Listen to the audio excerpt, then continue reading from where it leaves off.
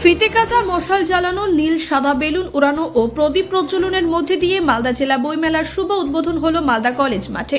পশ্চিমবঙ্গ সরকারের জনশিক্ষা প্রসার ও গ্রন্থাগার পরিষেবার অধিকার এবং মালদা জেলা স্থানীয় গ্রন্থাগার কর্তৃপক্ষের উদ্যোগে আয়োজিত এই বইমেলাকে ঘিরে উৎসাহ তুঙ্গে। উদ্বোধনের আগে মালদা বৃন্দাবনী মাঠ থেকে এক বর্ণাঢ্য শোভাযাত্রা বের হয়। শহরের বিভিন্ন স্কুল, কলেজ ও সংস্থা এতে অংশগ্রহণ করে। শোভাযাত্রা মালদা শহর পরিক্রমা করার পর কলেজ মাঠে এসে শেষ হয়। প্রবেশদ্বারে ফিতে কেটে মেলার আনুষ্ঠানিক উদ্বোধন করা হয়।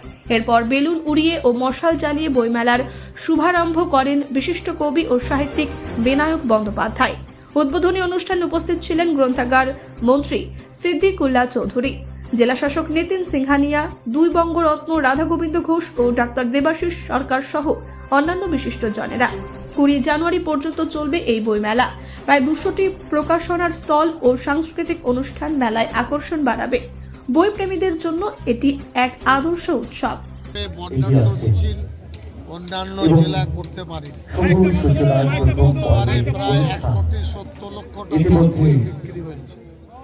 আজকেও আনুষ্ঠানিকভাবে যে সমস্ত শিল্পীরা সিটগুলোতে বসে আছেন মালদা তার ঐতিহ্যে ধরে রাখবে, আমাদের সম্মানীয় অতিথিরা এসে পৌঁছচ্ছেন, ভাষার তাদের মধ্য আমরা দিয়ে মঞ্চে সম্প্রীতি বজায় আহ্বান রাখবে, জানাচ্ছি। এটা তার একটা আমরা জ্বলন্ত মঞ্চে আহ্বান জানাচ্ছি। আমি নিশ্চিত আমরা সকলেই মালদা বইমেলার সফলতার কামনা করছি। কোনো নিষ্প্রাণ বস্তু নয়। বই একটা বাড়িতে রেখে দিলাম, বইয়ের কোনো প্রাণ নেই এমন কিন্তু না। বইয়ের কাছে যে যা চায়, যে বইয়ের কাছে একটু হাসি চায় তার জন্য হাসির বই আছে, যে বইয়ের কাছে রহস্য রোমাঞ্চ চায় তার জন্য গোয়েন্দা বই আছে, যে বইয়ের কাছে প্রাচীন ইতিহাস জানতে চায় তার কাছে ঐতিহাসিক সমস্ত বই আছে, যে বইয়ের কাছে একটা রোম্যান্টিক কোনো গল্প চায় তার কাছে প্রেমের উপন্যাস, প্রেমের কবিতা আছে, যে বইয়ের কাছে মানুষের সাথে মানুষের সম্পর্কের কথা জানতে চায় তার সাথে সম্পর্কে বই আছে। বইও কিন্তু মানুষের মতো অনেক রকম। বই মানুষের মতো অনেক রকম। মানুষ বুঝে উঠতে পারে না অনেক সময়, কিন্তু বই আমরা পাঠ করতে পারি। তো বইয়ের মাধ্যমে সেতু কিন্তু আরও সহজে নির্মাণ করা যায়। এবং আমাদের মনে রাখতে হবে, মানুষে আজকের যে পৃথিবী, হিংসা, বিভেদ, হানাহানি, তা কিন্তু মৃত্যুতেই শেষ হয়ে যায়। মানুষের সঙ্গে মানুষের শত্রুতা মৃত্যুতে শেষ হয়ে যায়, ভালোবাসা শেষ হয় না। শত্রুতা ফুরিয়ে যায়, ভালোবাসা ফুরোয় না। আর ভালোবাসারই সেই স্মারক হচ্ছে বই। একটি বই যদি আপনার কাছে থাকে, সেই বইটা কিন্তু আপনি বারবার ফিরে পড়তে পারেন। যে কোনো বই, রামায়ণ হোক, মহাভারত হোক, ইলিয়াড ওডিসি হোক, বা মীর মোশাররফ হোসেনের বিষাদ সিন্ধু হোক, কৃত্তিবাস শ্রী রামায়ণ হোক, বা আজকের আধুনিক কোনো বই হোক, কবিতার বই হোক, উপন্যাস হোক, এটা কিন্তু আপনার এই বন্ধু কখনো আপনার সঙ্গে বিশ্বাসঘাতকতা করবে না। কারণ একটা বইয়ের থেকে যা আমরা শিখি তা আমরা কখনো ভুলে যাই না। এই বইগুলোর মধ্যে রবীন্দ্রনাথ থেকে শুরু করে নজরুল, বা আজকেও যারা নতুন লিখছেন বাংলা ভাষায়, তার হেবঙ্গ ভাণ্ডারে তব বিবিধ রতন, মাইকেল মধুসূদন দত্ত বলেছিলেন। তো এই যে এত রত্ন, আমরা কি এই রত্নের খোঁজ নেব না?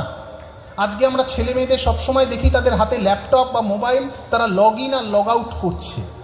বইয়ে কিন্তু এরকম লগ ইন আর লগ আউট করা যায় না। একটা বইয়ের সাথে যখন সম্পর্ক হয়ে যায় তখন সেই সম্পর্ক অচ্ছেদ্য, সেই সম্পর্ক আবহমানের, সেই সম্পর্ককে কোনোদিন কেউ ভাঙতে পারে না। আমি রবীন্দ্রনাথের একটি কবিতা পড়েছি, সেটা আমার ভালো লেগেছে। সেই কবিতা চিরকাল আমার মনের মধ্যে থাকবে। সেই কবিতা কোনো দিন কেউ আমার থেকে সরিয়ে নিতে পারবে না। একইভাবে আমি একটি গান শুনেছি নজরুল ইসলামের, সেটা চিরকাল আমার মধ্যে থাকবে। আমি কারো একটি বই পড়ে আমার ভালো লেগেছে, শঙ্কর হোক, সুনীল গঙ্গোপাধ্যায় হোক, শক্তি চট্টোপাধ্যায় হোক, বুদ্ধদেব গুহ হোক, আমার সঙ্গে কিন্তু সেই বই যাবে। বইয়ের মতো বন্ধু তাই বলে আর কেউ নেই।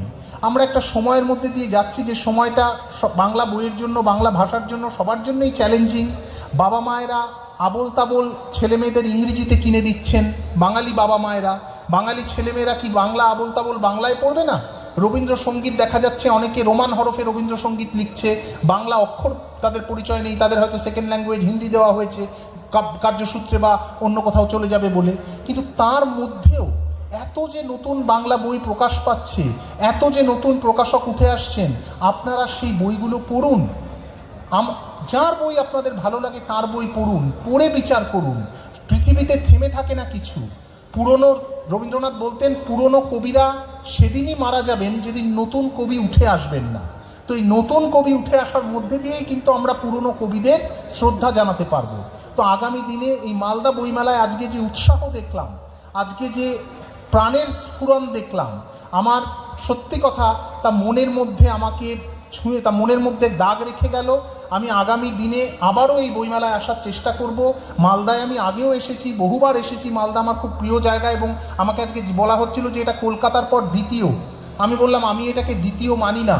প্রত্যেকটি নদীতে স্নান করার সময় যেমন সেই নদীর জলের তুলনা অন্য কোনো নদীর সঙ্গে হয় না। আমি যখন গঙ্গায় চান করব তখন গঙ্গার জল, কাবেরীতে চান করব কাবেরীর জল, যমুনায় চান করব যমুনার জল, জলঙ্গিতে স্নান করব জলঙ্গির জল। প্রত্যেকটা জল যেমন আলাদা, তেমনি প্রত্যেকটা বইমেলাও স্বকীয়তায় ভাষ্য।